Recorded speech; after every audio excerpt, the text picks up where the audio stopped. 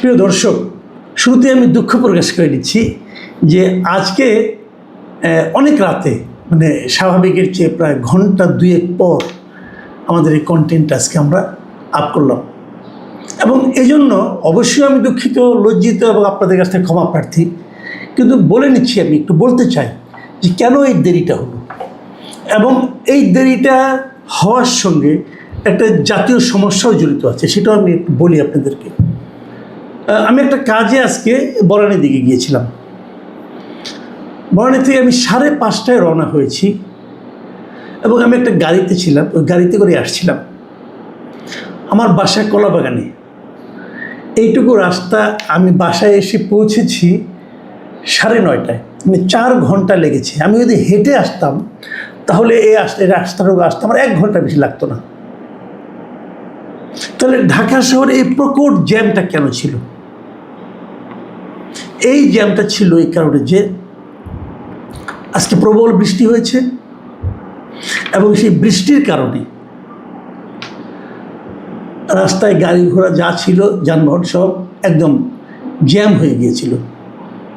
তো আমি যখন বাসায় ফিরলাম তখন আবার আমার আরেকটা টক শো ছিল সময় টিভিতে, ওখানে যেতে হতো।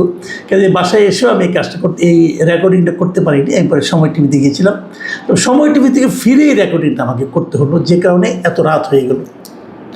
তো আমার কথা হলো, আমি যখন আসলাম বাসা পর্যন্ত, বলা বাহুল্য আমি বাসা পর্যন্ত কিন্তু এই গাড়ি নিয়ে আসতে পারিনি।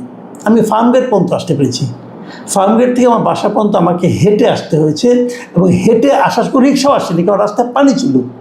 আমার হাঁটু পরিমাণ পানি ভেঙে আমাকে রাস্তায় এখানে আসতে হয়েছে। এবং এখন যখন আমি সময় টিভি থেকে ফিরলাম রাত্র 11টায়, তখনও আমি দেখলাম রাস্তায় অনেক জায়গায় পানি জমে আছে এবং সেই পানি জমার কারণে অনেক গাড়ি বন্ধ হয়ে আছে এবং ঠিকঠাক মতো আসা যাচ্ছে না। দেখুন, বৃষ্টি হবে, এটা একটা প্রাকৃতিক ব্যাপার, তাই না?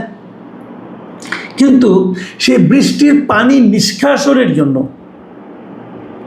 একটা ব্যবস্থা তো থাকতে হবে, একটা লাক্সই ব্যবস্থা থাকতে হবে, একটা সায়েন্টিফিক ব্যবস্থা থাকতে হবে। সেই ব্যবস্থাটা করার দায়িত্ব কার?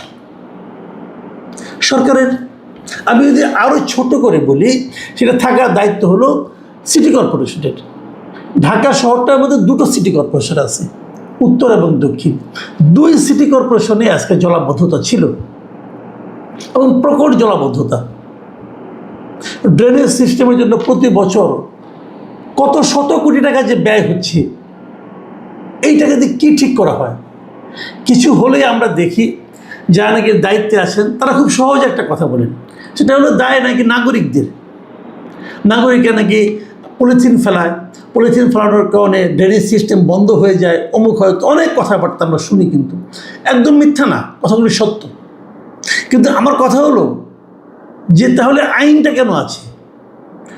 অপরাধ করার একটা প্রবণতা মানুষের মধ্যে সহজাত। মানুষ অপরাধ করে, মানুষ নিয়মকানুন মানে না, এটা নতুন কোনো ঘটনা না। সারা দুনিয়াতে এটা আছে। সারা দুনিয়াতেই মানুষ নিয়মকানুন মানতে চায় না।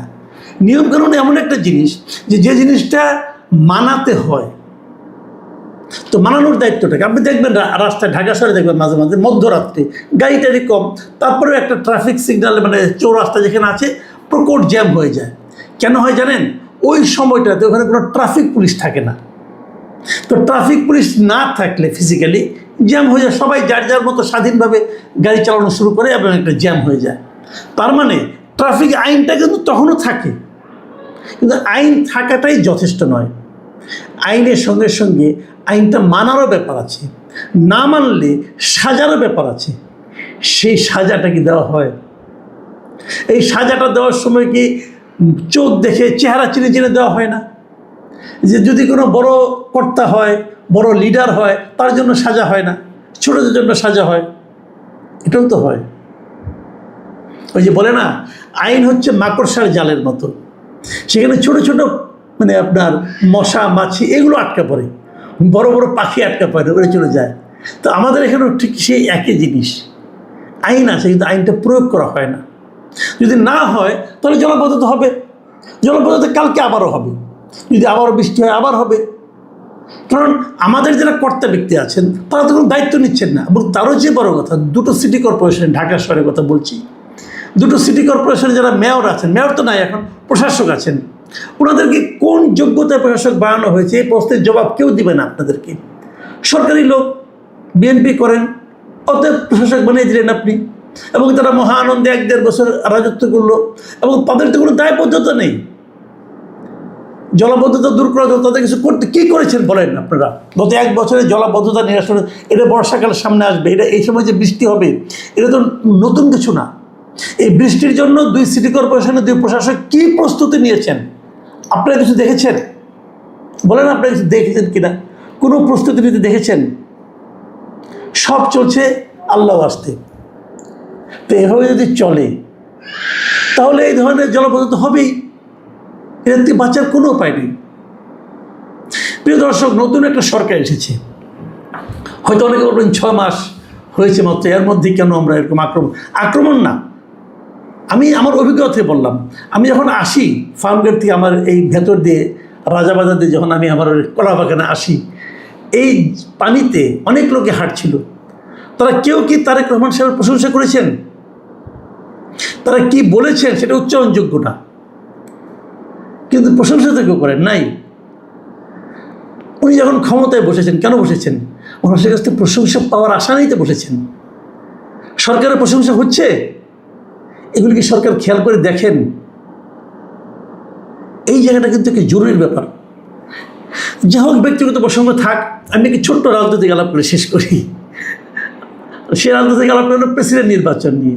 অনেকে আমাকে বলছিলেন আজকে যে নিশ্চিত পরাজয় জেনেও জামাতে ইসলামের অলি আহমেদ সাহেবকে যে মনোনয়ন দেওয়া হলো জামাত থেকে, মানে 11 দলীয় জোট থেকে, এটাকে গতকালকে আমি মাস্টার স্ট্রোক বলেছিলাম। কেন?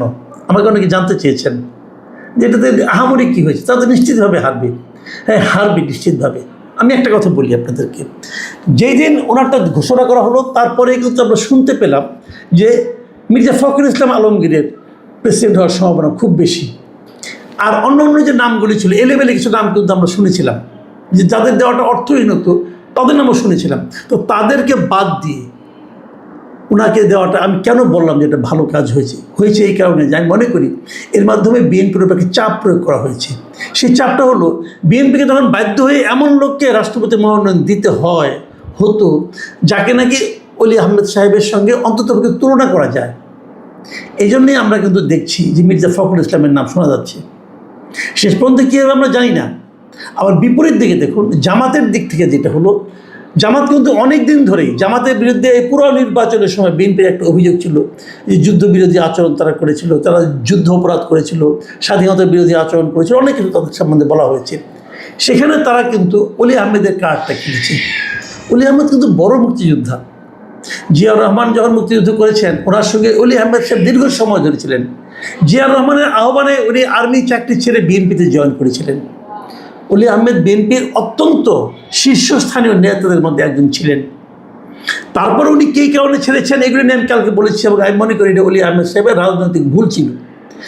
রাজনৈতিক উনি যত ভুলই করেন না কেন, ব্যক্তিগত জীবনে উনি যত রকম প্রলোভনে পড়ে যান না কেন, যতটাই উনি আদর্শচ্যুত হন না কেন, বাস্তবতা হলো তাতে কিন্তু ওনার মুক্তিযোদ্ধার যে ইমেজ, বীর বিক্রম যিনি, উনি, এটা কিন্তু নষ্ট হয়ে যায় না। এবং জামাত বোধহয় সম্ভবত চেষ্টা করছে ওই ইমেজটাকে কাজে লাগিয়ে সামনের দিকে অগ্রসর হওয়ার জন্য। এই দিক দিয়ে বিবেচনা করলে জামাত অবশ্যই একটা ভালো কাজ করেছে। আমরা 13 তারিখে আর 3 দিন আছে মনোনয়নপত্র দাখিলের, 3 দিন পরে দাখিল করা হবে, আমরা জানতে পারবো কে হয়। তবে আমি মনে করি এর মাধ্যমে আমরা হয়তো একজন ভালো রাষ্ট্রপতি পেতে যাচ্ছি। আমি জানি না শেষ পর্যন্ত কী হবে। আর যেটা দিয়ে শুরু করেছিলাম ব্যক্তিগত প্রসঙ্গ, সেটা দিয়ে শেষ করি। আমি সরকারকে অনুরোধ করব, তারা যেন 2 প্রশাসককে গুরুত্ব দিয়ে তাদের উপরে চাপ দেন যে জলাবদ্ধতা দূরের জন্য যা যা করার দরকার তারা যেন করেন। না করলে কিন্তু সরকারেরই বদনাম হবে। প্রিয় দর্শক, এখন এই পর্যন্তই। আল্লাহ হাফেজ।